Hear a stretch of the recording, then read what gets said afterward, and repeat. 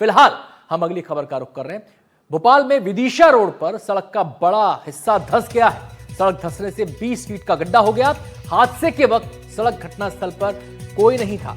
आपको बता दें, भोपाल में लगातार सड़क धंसने की घटनाएं सामने आ रही हैं और सड़कों की ये हालत बता रही है कि इसमें जमकर भ्रष्टाचार हुआ है, लापरवाही हुई है। चाहे इसे मटेरियल की खामी कह लीजिए, चाहे इसे इंजीनियरिंग की खामी कह लीजिए, लेकिन ये सड़क अभी देखिए, इसकी सड़क का काला रंग पूरी तरह उतरा भी नहीं और सड़क धंस गई है। यानी कि बहुत ज़्यादा पुरानी सड़क की नहीं लग रही है, लेकिन फिर भी ये धंस गई।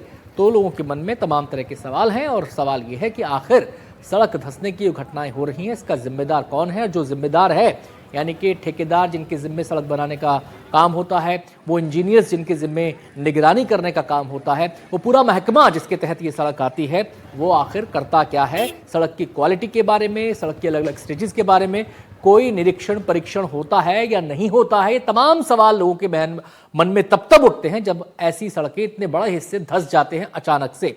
निहारिका हमारे साथ जुड़ गई हैं, हमारी संवाददाता, और जानकारी देने के लिए। निहारिका, सबसे पहले तो यही बता दीजिए, ये जो सड़क है इसका निर्माण कब हुआ था? कितने दिन पुरानी ये सड़क है? किस महकमे के तहत ये आती है और लोग इसको लेकर क्या कह रहे हैं?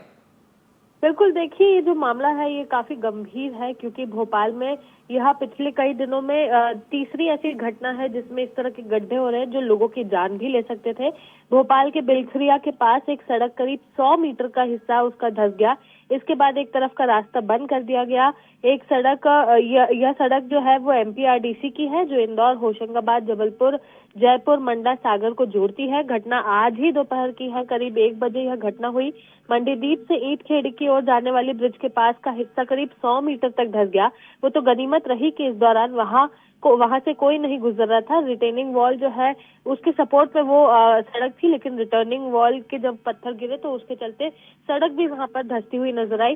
जब हमने सूखी सेवनिया थाना प्रभारी राम बाबू चौधरी से बात की तो उन्होंने कहा, ब्रिज धंसने के बाद ट्रैफिक को डाइवर्ट कर दिया है, मौके पर पुलिस बल भी तैनात है। हम कोशिश कर रहे हैं कि इस मामले को जल्द से जल्द सुलझा सके और ये समझ सके कि आखिरकार यह स्थिति क्यों बनी। लेकिन जो वीडियो सामने आया है वो वीडियो काफी गंभीर है, काफी चिंताजनक है, क्योंकि ये तो गनीमत थी कि वहां पर कोई मौजूद नहीं था।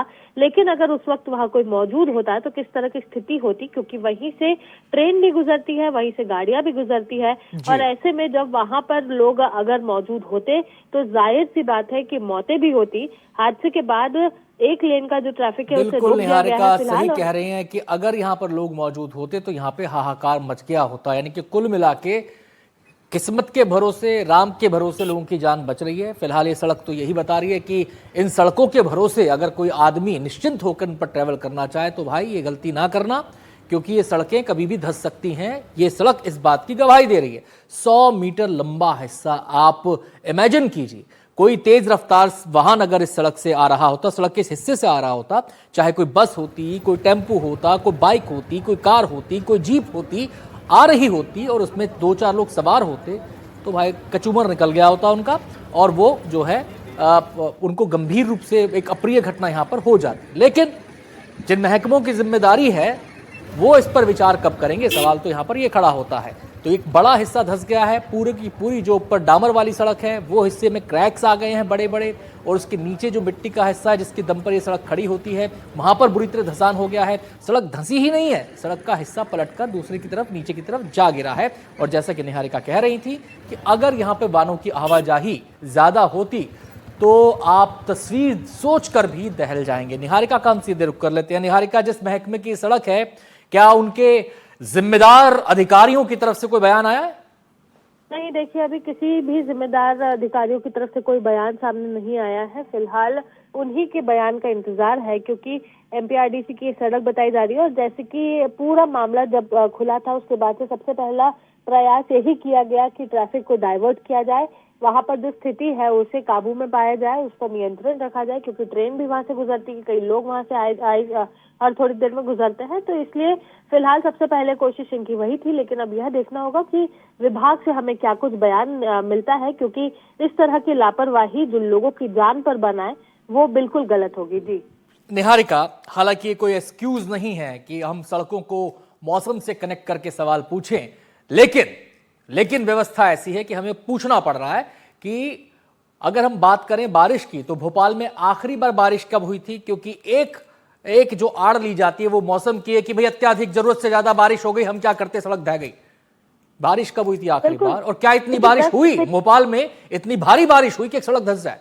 15 दिन बीत जाने के पहले ही भोपाल में झमाझम बारिश का दौर चालू था, यानी कि कह सकते हैं जब अक्टूबर शुरू हुआ था उसके 1-2 दिन तक बारिश हो रही थी, लेकिन उसके बाद बारिश रुक चुकी थी। तो अब ये एक्सक्यूज काम नहीं आएगा। मुझे नहीं लगता भोपाल में भारी बारिश हुई है पिछले 15 दिन में, पिछले 20 दिन में, मुझे नहीं लगता।